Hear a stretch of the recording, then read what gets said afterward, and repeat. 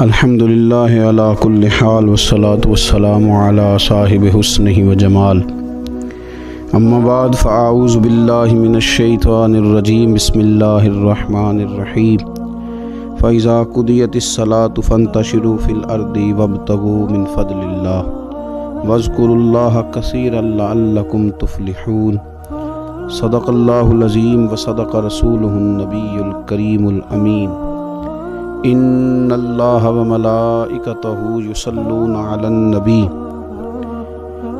یا ایہا الذین آمنوا صلوا علیہ وسلموا تسلیما الصلاۃ والسلام علیک یا سیدی یا رسول اللہ وعلی آلک واصحابک یا حبیب اللہ اللہم صلی علی سیدنا و مولانا محمد معدن الجود والکرم آلہ وصحبہ وبارک وسلم۔ حمد و صلاۃ کے بعد اللہ تبارک و تعالیٰ نے سورہ جمعہ کے اندر ارشاد فرمایا فَإِذَا قُضِيَتِ الصَّلَاةُ،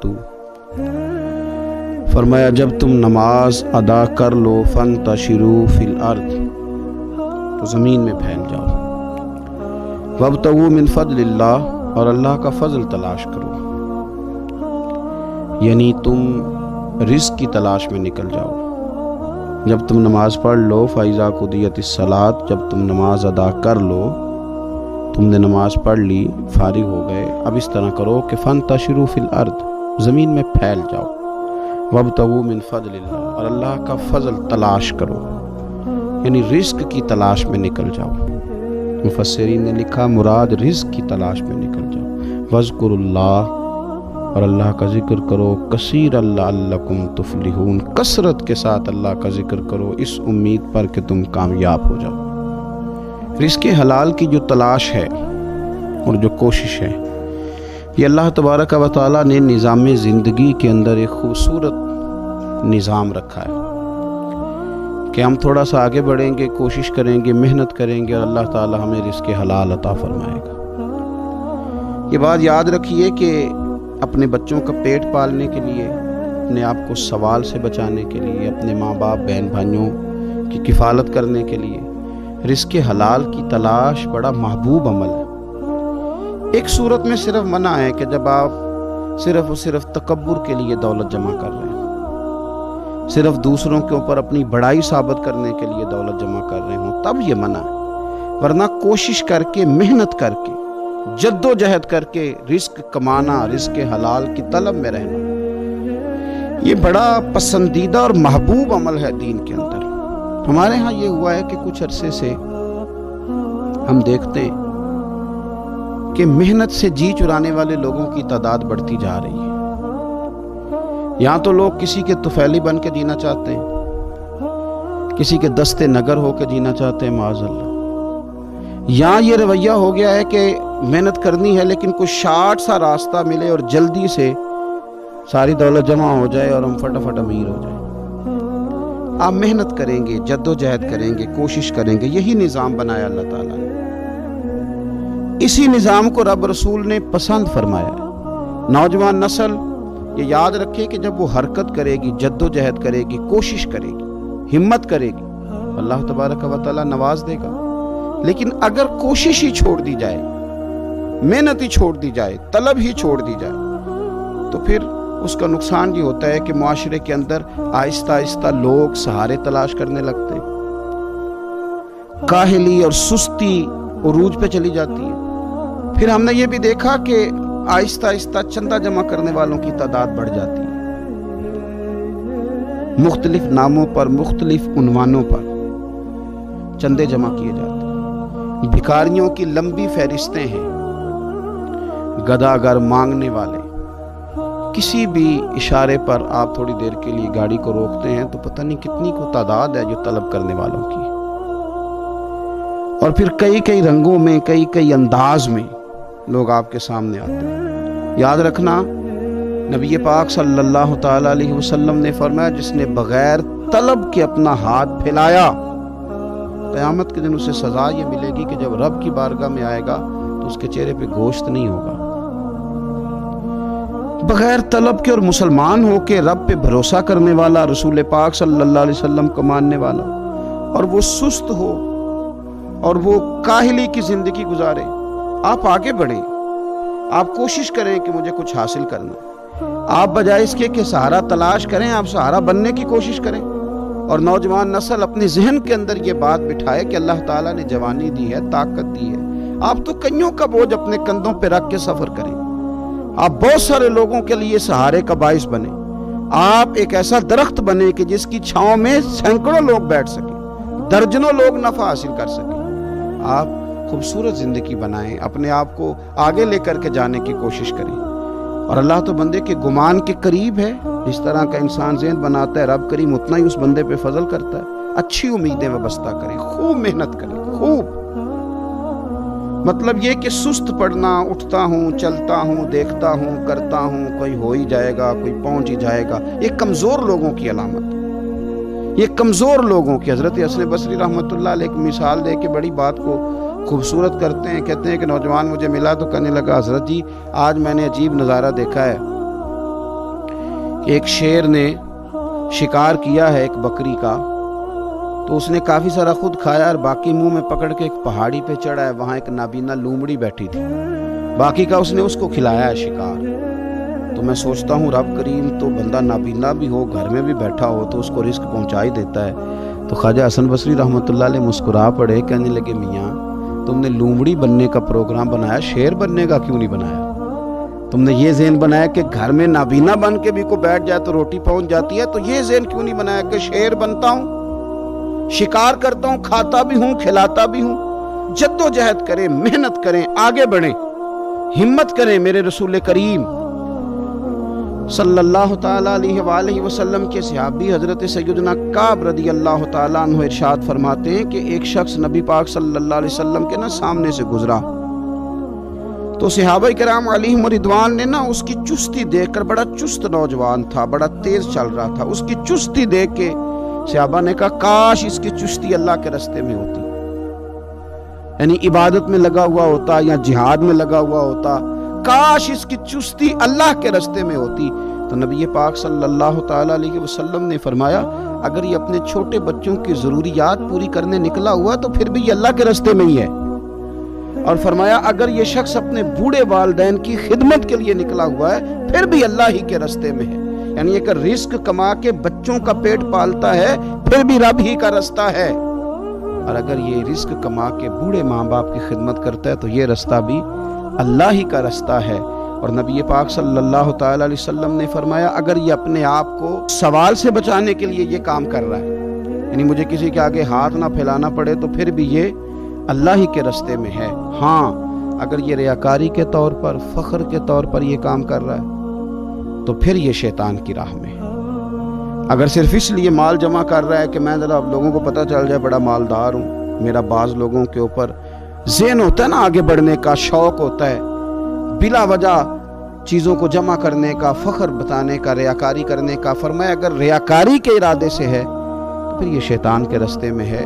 اور اگر یہ بوڑھے ماں باپ کے لیے رزق کما رہا ہے, چھوٹے بچوں کے لیے کما رہا ہے, اپنے آپ کو سوال سے بچانے کے لیے کما رہا ہے, تو پھر یہ اللہ ہی کے راستے میں, پھر یہ جہاد ہی کر رہا ہے, پھر یہ عبادت ہی میں مشغول ہے, یہ اللہ ہی کے راستے میں. رسول کریم صلی اللہ تعالیٰ علیہ وسلم نے جو سبق ہمیں پڑھایا وہ صرف یہ ہے کہ رزق کماتے وقت تمہاری نیت کا اعتبار ہے. تمہارا ارادہ کیا تھا رزق کماتے وقت, ارادہ کیا تھا؟ بہت بڑے بنگلے بنانے کا ارادہ تھا, جائیدادیں جمع کرنے کا ارادہ تھا, بعض رشتہ داروں کو نیچا دکھانے کا ارادہ تھا, بلا وجہ ڈینگے مارنے کا اور اونچی اونچی باتیں کرنے کا ارادہ تھا, یا تمہارا ارادہ یہ تھا کہ حلال آ جائے تاکہ میں سوال سے بچ جاؤں, تاکہ مجھے کسی کے سامنے ہاتھ نہ پھیلانا پڑے. یہ حدیث ہمیں صحیح بخاری میں ملتی ہے.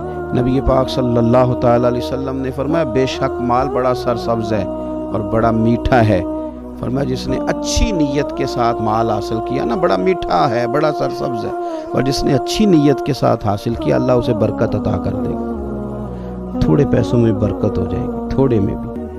کئی دفعہ تھوڑے پیسے ہوں گے پر ختم نہیں ہوں گے, ان میں برکت ہو جائے گی نیت اگر ٹھیک ہے. اور حضور صلی اللہ تعالیٰ علیہ وآلہ وسلم نے ارشاد فرمایا اگر کسی نے بری نیت کے ساتھ حاصل کیا تو اس میں برکت نہیں ہوگی, اس کے اندر پھر اس کے لیے وہ خیر نہیں ہوگی جو اچھی نیت پہ ہوتی. اور فرمایا یہ ایسا رزق ہے جسے کھائے گا پر پیٹ نہیں بھرے گا، سیر نہیں ہوگا۔ رزق اس نے کھا لیا ہے، چونکہ نیت یہ تھی نا کہ تفاخر کے لیے جمع کرنا، دولت ہونی چاہیے، بنگلہ ہونا چاہیے، لوگوں کو پتہ چلے کہ یہاں بھی ایک سیٹھ صاحب ہوتے ہیں۔ تو یہ نیت پر ڈیپینڈ کرتا ہے کہ آپ کا ارادہ رزق کماتے کیا ہے۔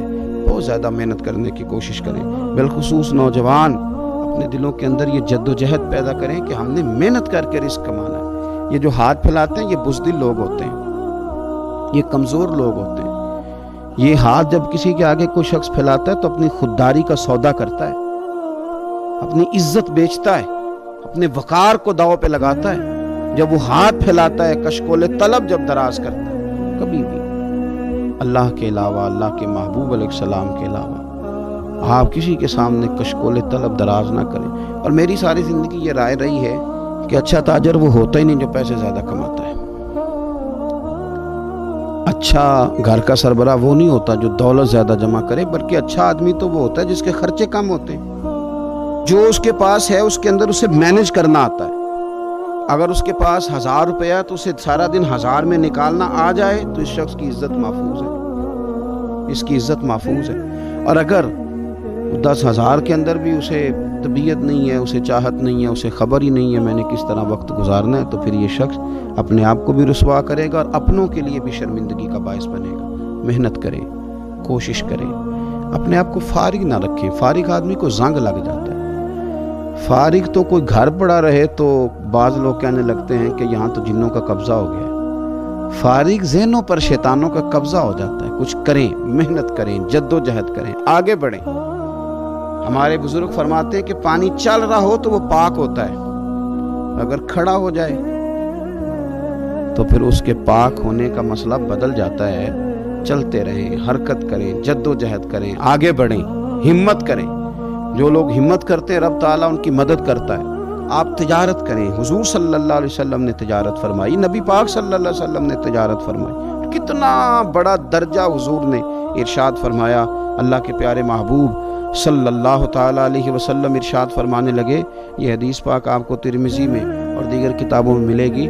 فرمایا جو تاجر سچا ہوگا نا، تجارت کرے پر سچ بولے، سودا جو ہے وہی بتائے، سچا جو تاجر ہوگا اسے اللہ تبارک و تعالیٰ قیامت کے دن نبیوں، صدیقوں اور شہیدوں کے ساتھ جگہ عطا فرمائے گا۔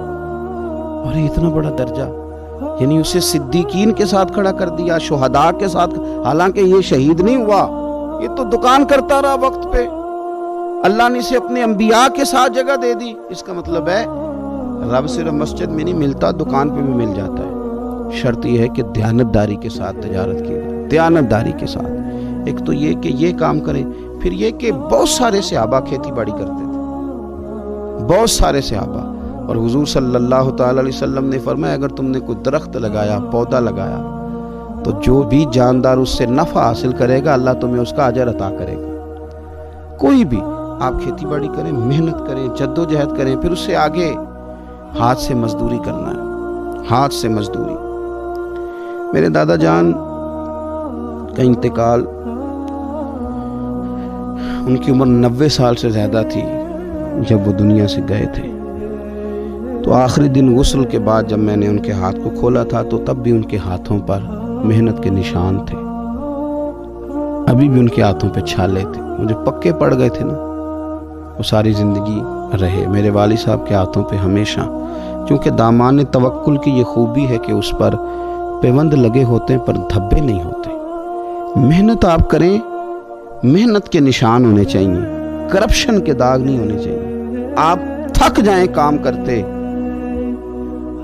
لیکن میرے بھائی اس طرح نہ ہو کہ لوگ، میں نے کئی دفعہ کہا ہے کہ روب کپڑوں کا نہیں ہوتا، روب تو کردار کا ہوتا ہے۔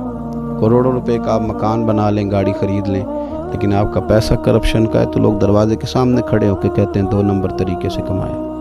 لیکن چھوٹا سا کوئی ملازم ہو کسی دفتر میں، ہو دیانتدار، تو لوگ دروازے کے سامنے بڑا افسر بھی کھڑا ہو کے کہتا ہے یار یہ بندہ نہ رشوت لیتا ہے نہ ناجائز سفارش سنتا ہے، اس سے ذرا احتیاط سے بات کرنی ہے۔ تو بتلائیے روب کپڑوں کا ہے کہ کردار کا ہے، دولت کا ہے کہ کردار کا ہے؟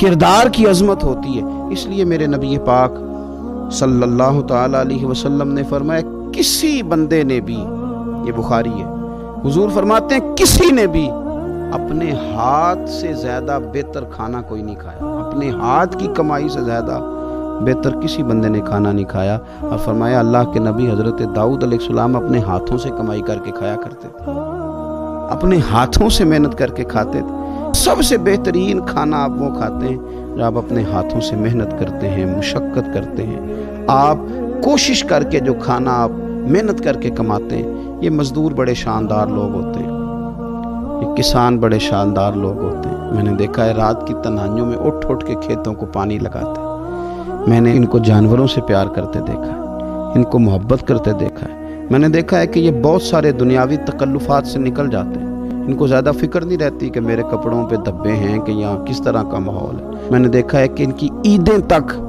अपने जानवरों के साथ गुजरती हैं, उनके साथ वक्त गुजारते हैं, प्यार करते हैं। आप जब मेहनत का इरादा करते हैं तो अल्लाह बड़ा नवाजता है। अपनी ज़िंदगी मेहनत वाली, जद्दोजहद वाली बनाएं। और याद रखें, हमारी सोसाइटी के अंदर इतने ज़्यादा गम नहीं है, सबसे ज़्यादा परेशानी ये है कि जवान सुस्त हो गए। अल्लामा इकबाल ने कहा था, लहू मुझको रुलाती है जवानों की तन आसानी। जवान असल में कमज़ोर हो गए, इसलिए ख़राबी ज़्यादा बढ़ गई। अगर जवान ताज़ा दम हो, सुस्ती को छोड़ें, आगे बढ़ने का जज्बा पैदा करें। उठ बांध कमर क्यों डरता है, फिर देख खुदा क्या करता है। कोशिश करें, हिम्मत करें, मेहनत के साथ रिस्क कमाएं, अपनों का सहारा बने, अपनों से प्यार करें। इतने ज़्यादा गरीब लोग नहीं हैं हमारे यहाँ, सिर्फ ये है कि जो मेहनत कर सकते हैं उन्होंने मेहनत छोड़ दी है। अगर हम थोड़ी सी मेहनत की आदत बनाएं तो मेरा ख्याल है कि गली के अंदर बराबर गिने जा सकते हैं कि इतने लोग वुसअत वाले हैं, इतने गरीब हैं। तो वो जो वुसअत वाले हैं वो गरीबों को सहारा दे सकते हैं। फिर तो हमें किसी अमीर आदमी का, किसी सेठ, नवाब, सियासतदान का दरवाज़ा खटखटाने की ज़रूरत ही नहीं पड़ेगी, हम वहीं सबको मैनेज कर सकते हैं। शर्त ये है कि हमें मेहनत की आदत हो, जद्दोजहद का शौक़ हो। अल्लाह ताला समझने की तौफीक अता फरमाए।